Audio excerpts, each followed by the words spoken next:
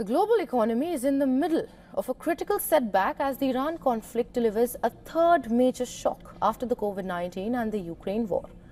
Finance leaders gathering in Washington this week are now bracing for slower growth and higher inflation.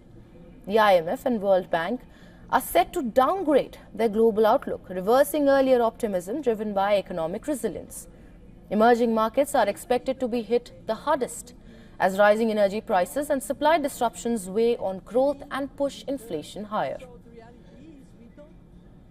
In fact, had it not been for this shock, the world would have been in such a much better place than we would have been upgrading our growth projections.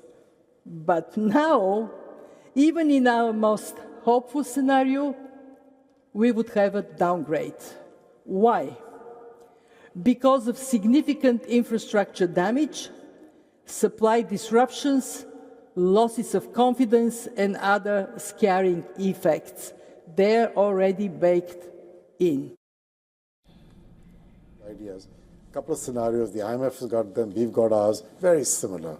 And the baseline is kind of, look, the peace holds, but it takes 3 to 4 months for things to begin to come back to normal in terms of supply disruptions, longer for some of the energy infrastructure. And that leads to, a drop in growth rates around the world of about 0.2, 0.3%, maybe 0.4 in the emerging markets, a little less in the developed world.